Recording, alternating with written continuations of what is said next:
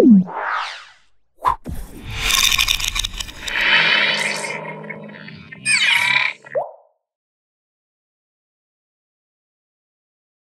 నేను మీ మాధురి. ఈరోజు మనతో పాటు ఉన్నారు ఆస్ట్రో సైకాలజిస్ట్ ఎస్వి నాగనాథ్ గారు. Hello sir. సార్, మనం కామెంట్స్ మీద సిరీస్ చేస్తున్నాం. సో ఈరోజు నా దగ్గరికి వచ్చిన కామెంట్స్లో బొచ్చేమీ కాదు, అక్కడ వాళ్ళు ఇచ్చే 5 minutes టైము మళ్ళీ ఎమోషనల్ సపోర్ట్ కూడా ఇస్తారా? Well explained root cause of men going to prosecute, core psychological analysis done by this subject. Very well, and he is right. I never knew before watching this video there is a psychological issue. ఇలా different, నేను ఇందాక చెప్పినట్టు చాలా different comments అయితే వచ్చాయి. First comment అయితే మాత్రం నాకు బాగా నవ్వొచ్చింది. చాలా ఎక్స్పీరియన్స్డ్లా ఉన్నాడు. అంటే నేను ఆయన పేరేం రాశారు అందులో? సోను. ఇప్పుడు సోను ఒక విషయం ఫ్రస్ట్రేషన్లో ఏం చెప్పాడంటే, ఆ బొంగులే అతను రాసింది చెప్పలేము కానీ బొంగులే అది మనకు అక్కడ వెళ్ళి 5 నిమిషాలు వాళ్ళు ఎమోషనల్ సపోర్ట్ కూడా ఇస్తారని అడుగుతున్నాడు. నా లాజిక్ ఏంటంటే, అసలు వేసే దగ్గరికి వెళ్ళేవాడికి కూడా క్యారెక్టర్ ఉంటుంది, వేసేకి కూడా ఒక క్యారెక్టర్ ఉంటుంది. ఇప్పుడు 5 నిమిషాల ప్లెజర్ ఇస్తారా అని అడిగాడు. కాబట్టి నేను సోను కోసం ఒక ఎగ్జాంపుల్ చెప్తాను. ఒక సర్వీస్లో ఉన్నటువంటి జడ్జ్ గారు ఒక 10 years బ్యాక్ నా దగ్గరికి కౌన్సిలింగ్ వచ్చారు. ఆయన ఫుల్ డిప్రెషన్లో ఉన్నాడు. ఆయన జడ్జ్. ఓకే. సో ఆయన డెసిగ్నేషన్ చెప్పకుండా వచ్చాడు. ఏంటంటే ఆయన he was in love with a women and he happens to know that she was a sex worker only after number of interaction. అప్పుడు చెప్పింది ఆమె. సో అతను ఆమెతో చాలా బాండేజ్ ఇంక్రీజ్ అయిపోయి వాళ్ళిద్దరి మధ్యలో ఒక మంచి రిలేషన్ ఎస్టాబ్లిష్ అయిపోయి ఆమెకు ఒక హైదరాబాద్ ప్రైమ్ సెంటర్లో ఒక ఫ్లాట్ రెంట్కి ఇచ్చి ఆమెతో రిలేషన్ అవి బాగా పెట్టుకున్నాడు. సో అప్పుడు ఓవర్ పీరియడ్ ఆఫ్ టైం వాళ్ళిద్దరి మధ్యలో ఎంత అంటే వైఫ్ అండ్ హస్బెండ్ అంత ఎమోషనల్ బాండేజ్ ఫామ్ అయింది. జడ్జి గారికి ఇది ఆయన సర్వీస్లో ఉన్నప్పుడు ఆయన ఏదో సందర్భంలో వాళ్ళ ఇంట్లో ఆయన మెడలో వేసుకున్నటువంటి చైన్ కనపడకుండా పోయింది. అది ఎక్కడ ఈ అమ్మాయి ఇంటికి వచ్చిన తర్వాత, అంటే ఈ వేసే దగ్గరకు వచ్చినప్పుడు. సో ఆ చైన్ నువ్వేమైనా తీసావా అన్నది డీసెంట్గా డిగ్నిఫైడ్గా అడగకుండా ఆయన ఫ్రస్ట్రేటెడ్ లాంగ్వేజ్లో అడిగాడు ఆమె. ఓకే. అడిగేసి ఆమె ఫీలింగ్ని హర్ట్ చేశాడు. అప్పటికే వాళ్ళ మధ్యలో ఒక 4-5 years బాండేజ్ రిలేషన్ ఉంది. చాలా గిఫ్ట్స్ ఇచ్చాడు, డబ్బులు ఇచ్చాడు, అన్ని ఇచ్చాడు. షార్ట్ కట్ చేస్తే నెక్స్ట్ డే ఈయన మళ్ళీ ఇంటికి వెళ్ళేటప్పటికి కీస్ కింద వాచ్మెన్కి ఇచ్చేసి ఆమె షీ వాజ్ అబ్స్కాండింగ్. ఓకే. ఈయనకి ఫస్ట్ టెన్షన్ ఏంటి, ఇదేంటి ఎప్పుడు లేదు కీస్ ఇచ్చేసి వెళ్ళిపోయిందని చెప్పేసి ఫ్లాట్ ఓపెన్ చేసి లోపలికి వెళ్ళి చూస్తే ఆయన అప్పటి వరకు ఇచ్చినట్టు గిఫ్ట్లు కానీ డబ్బులు కానీ అన్నీ ఆయనకు డీసెంట్గా అది అల్మారాలో పెట్టేసి ఒక లెటర్ రాసి వెళ్ళిపోయింది. ఇతను నా దగ్గరకు వచ్చేటప్పటికే 2-3 ఏళ్ళు అయినా మిస్ అయ్యి ఆమె ఎక్కడ ఆమె కోసం వెతకని ప్లేస్ లేదు, బాగా ట్రై చేశాను కానీ దొరకట్లేదు. సో నేను ఏం తప్పు చేశాను అని కనుక్కోవడానికి వచ్చాడు. అక్కడ ఏం ఇన్సిడెంట్ జరిగింది, దాన్ని తను ఎలా ఇంటర్ప్రిటేషన్ చేసుకున్నాడు అన్నప్పుడు, ఒక వేశ్యని ఒక సంసారం చేసేవాడు ఎంత ప్రేమించినా, ఎంత క్లోజ్గా ఉన్నా, ఎంత బాండేజ్ ఉన్నా వేశ్య పట్ల కొన్ని అసూయాపరమైన భావాలు ఉంటాయి. చూడండి, మన ఇంట్లో ఆడవాళ్ళని తిట్టేటప్పుడు కూడా ఒక వేశ్య అన్న పదం నుంచి సంబోధించే తిడతారు. నేను అది చెప్పలేను కానీ, అంటే వేశ్య అంటే మన దైనందిక జీవితంలో ఒక భూత పదంలా కూడా ఆడవాళ్ళని తిట్టుకుంటారు. నచ్చకపోయినా, కొట్టుకున్నా, తిట్టుకున్నా, ఈవెన్ ఒక మగవాడిని తిట్టాలన్నా కానీ ఆ వేశ్య పదాన్ని యాడ్ చేసి తిడతాడు. సో ఇతను నార్మల్ ఇంటరాక్షన్, రెగ్యులర్ ఇంటరాక్షన్ కంటే ఒక ఇన్స్టింక్టివ్ రియాక్షన్ వల్ల ఆమె బాగా హర్ట్ అయింది. ఆమె వెళ్ళిపోయింది ఇంట్లో నుంచి. సో ఈయన డిప్రెషన్లో ఉన్నాడు బాగా. సో నేను ఆమె ఇంటి నుంచి వెళ్ళేటప్పుడు ఆయన ఏదైతే తనకి ఇచ్చారో వస్తు రూపేనా కానీ ధన రూపేనా కానీ అన్ని వదిలేసి ఒక లెటర్ రాసింది. ఆ లెటర్ కూడా తీసుకొచ్చి ఇప్పించాడు. ఓకే. లెటర్లో ఏముందో తెలుసుకో. ఆ లెటర్లో జస్ట్ 3 lines అనమాట. అంటే నేను లైఫ్లో నన్నుగా చూసినటువంటి వ్యక్తి 3 సంవత్సరాలు.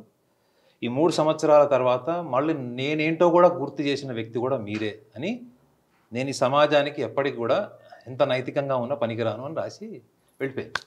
సో 3 సంవత్సరాలు ఆమెని ఒక స్త్రీలాగా చూశాడు, వేశ్యలాగా చూడలేదు. కానీ ఆయన మెడలో చైన్ పోయినప్పుడు ఆమె మళ్ళా ఒక వేశ్య పట్ల తనుకున్నటువంటి దృక్పథం ఏదైతే ఉందో, వాళ్ళు లూజ్ క్యారెక్టర్ ఉంటారు, డబ్బుల కోసం అమ్ముడు పోతారు, డబ్బులు పడేస్తే ఏమైనా చేస్తారు అనే ఫ్రస్ట్రేషన్ని కట్టాడు. సో ఈ బిలీవ్ మీ ఆర్ నాట్, అతనికి భార్య, పిల్లలు అంతా ఉన్నారు. కానీ వాళ్ళందరూ ఈయన సంపాదించిన డబ్బుని ముందు ఈయన బతుకున్నప్పుడు అంతా రాసేసుకున్నారు. సో ఈయనకి ఎప్పుడైనా ఆరోగ్య సమస్యలు వచ్చినా కానీ చూసుకునేటువంటి స్థాయిలో ఆయన లేడు. మీరు చెప్పండి ఇప్పుడు ఆయన రాశాడు 5 నిమిషాల ప్లెజర్ ఏమి ఇస్తారు అని. కానీ నిజంగా చెప్పండి, అదే సోను లాంటి వాళ్ళని నేను ఏం అడుగుతున్నా మన నెటిజన్స్ని కూడా, నిజంగా మన సభ్య సమాజంలో చాలా ఉన్నతమైనటువంటి స్థానం గుర్తింపు ఉన్న వాళ్ళు చాలామంది వేసే దగ్గరికి వెళ్తారు. వాళ్ళు భార్యను మోసం చేసి వెళ్తారా, గర్ల్ ఫ్రెండ్ని మోసం చేసి వెళ్తారా, లేకపోతే ఎంటర్టైన్మెంట్ కోసం వెళ్తారా అనేది వాళ్ళకు వదిలేసాను. దాన్ని నేను పాయింట్అవుట్ చేయట్లేదు. కానీ నువ్వు ఇంతకంటే ఇంపార్టెంట్ సభ్య సమాజంలో నీకు దొరికేది, లీగల్గా నీకు దొరికేది, మారల్గా నీకు ఉన్నటువంటి రిలేషన్ పక్కన పెట్టి నువ్వు ఏదో వెతుక్కుంటూ ఒక వేసే దగ్గరికి వెళ్ళి నువ్వు కొనుక్కునేది దీనికంటే విలువైందా? కాదు. కాదు, ఇదే విలువైందంటే మనం ఎందుకు వెళ్తున్నావు? ఇంకొకటి, నువ్వు అక్కడ కొనుక్కునేది ఇక్కడికంటే విలువైంది అయినప్పుడు ఆమె నీకు అమ్మేది కూడా అంతకంటే విలువైంది. సో ఇక్కడ మనం ఆలోచించాల్సిన విషయం ఏంటంటే, నువ్వు ఏదైతే విలువైంది కొనుక్కుంటున్నావో ఫ్రస్ట్రేషన్లో, biological need, hormonal need, depression, loneliness, దేనివల్ల అయితే నువ్వు అక్కడ వెళ్తున్నావో whatever you are buying that is giving you more pleasure, more happiness and more relaxation. కానీ నీకు ఒక దృక్పథం ఏంటి వేసే మీద? కాదు, వేస్యం అంటే ఒక నీచమైనటువంటి ఒక డోర్ మ్యాట్ లాగా మీరు వాడి పడేసేటువంటి ఒక నాప్కిన్ లాంటిది, లేకపోతే ఒక స్మోకింగ్ సిగరెట్ లాంటిది. సో నీ పర్సెప్షన్ని పక్కన పెట్టి నువ్వు ఎందుకు వెళుతున్నావు, వెళ్లకుండా నిన్ను నువ్వు ఉంచుకోగలవా అన్నప్పుడే నేను ఈ కారణాలన్నీ చెప్పాను. Depression, loneliness, mood swings, solitudeness and later on biological, hormonal and fun. దీని గురించి సోను నీకు నిజంగా తెలియాలి అంటే పూరి జగన్నాథ్ అండ్ చార్మి మూవీ ఒకటి ఉంది వేశ్యకి సంబంధించి, సత్యదేవ్ హీరో. అందులో ఒక్కసారి ఆ మూవీ చూడండి, మీకు అసలు వేశ్య పట్ల ఉన్న ఏదైతే అభిప్రాయం ఉందో ఖచ్చితంగా మారలేదు. నేను మాదిరి ఇంకొక విషయం కూడా చెప్పలేదంటే, ఒక రకంగా ఇది రాంగ్ ఇన్ఫర్మేషన్ లాగా కూడా పోకూడదు. ఏదో మనం వేశ్యల దగ్గర వెళ్ళడానికి సమర్థిస్తున్నామని కాకుండా, ఎమోషనల్ గురించి నేను చెప్తాను. లేదు, ఇప్పుడు వాళ్ళకి వేశ్యల దగ్గరకు వెళ్ళడానికి సమర్థిస్తున్నారా అని కూడా ఆలోచన రావచ్చు. నేను ఒక సైకాలజిస్ట్గా మాత్రమే మాట్లాడుతున్నాను. ఏంటంటే, ఒక వేశ్యకి క్యారెక్టర్ ఉంటుందా లేదన్నప్పుడు సెక్స్ అండ్ మొరాలిటీ, ఈ మొరాలిటీని తీసుకొచ్చి సెక్స్ని మొరాలిటీలో కలిపేటువంటి సమాజంలోనే మనం పెరిగాం. చిన్నప్పటి నుంచి ఇది తప్పు, ఇది రాంగ్, ఈ ఇమేజెస్ చూడద్దు, ఈ వీడియోస్ చూడద్దు అని మనం చిన్నప్పటి నుంచి పెరుగుతాం. కానీ మనకు చెప్పి నీతులు చెప్పేవాళ్ళు, మనకి చెప్పి మోటివేట్ చేసే వాళ్ళ పర్సనల్ చాయిసెస్ ఏముంటాయి? బయాలజికల్లీ వాళ్ళు వైఫ్తో ఎథికల్గా ఉంటారా, పోనీ ఎమోషనల్ ఎథికల్గా ఉంటారా? మీకు తెలిసే ఉంటుంది, biological loyalty and emotional loyalty అని రెండు ఉంటాయి. అవును. భర్త తన భార్యతోనే సంభోగం చేస్తాడు, పరాయి స్త్రీల దగ్గర వెళ్ళడు. కానీ పోర్నోగ్రఫీ చూస్తాడు, వేరే వాళ్ళ ఊహించుకుంటాడు, వేరే వాళ్ళని ఫ్యాంటసైజ్ చేస్తాడు. కానీ సెక్స్ మాత్రం ఒక్క భార్యతోనే చేస్తాడు. Biological loyalty. మరి ఇంకోటి ఏముంటుంది నెక్స్ట్? ఎమోషనల్ లాయలిటీ ఉంటుంది. వాళ్ళు భార్యతోని చేస్తారు, బయట వాళ్ళతో కూడా చేస్తారు. కానీ భావోద్వేగాల పరంగా ఎవరిని ప్రేమిస్తారు? భార్యను ప్రేమిస్తారు. సో ఈ చిన్న చిన్న విషయాల నుంచి మీరు కనుక అండర్స్టాండింగ్ డెవలప్ చేసుకుంటే, అసలు మనం వేశ్యల దగ్గరికి ఎందుకు వెళుతున్నాము, వేశ్యల దగ్గరికి వెళ్ళేటువంటి సంస్కృతి ఎందుకు వచ్చింది అంటే, మీకు వేల సంవత్సరాల చరిత్ర ఉంది. ఇవాళ కొత్తగా వచ్చినటువంటి కల్చర్ సొసైటీలో ఈ పోర్నోగ్రఫీ ఇవన్నీ కూడా కొత్తగా వచ్చినవి కావు. టెక్నాలజీ లేని కాలంలో అటువంటి అవైలబుల్ ఉన్నటువంటి ఎన్విరాన్మెంట్స్ ఉండేవి. ఇప్పుడు ఏమైపోయింది, మోర్ టెక్నాలజికల్, విజువల్ ఎంటర్టైన్మెంట్ ఎక్కువైపోయింది కాబట్టి మనం ఇవాళ పోర్నోగ్రఫీ ఫామ్లో చూస్తున్నాం.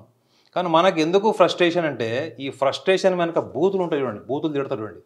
ఆ బూతులు తిట్టడం వెనక కూడా వాళ్ళ ఇండివిజువల్ పర్సనాలిటీస్ ఉంటాయి. Discontentment, frustration, lack of dignity, lack of self respect, ఇవన్నీ కూడా కారణాల వల్ల నువ్వు వర్బల్గా తిడుతున్నావు. అదే వ్యక్తి మళ్ళీ నార్మల్ స్టేట్లో ఉన్నప్పుడు ఇంకొక రకంగా మాట్లాడతాడు అదే వేసే గురించి. చిత్రం ఇదే.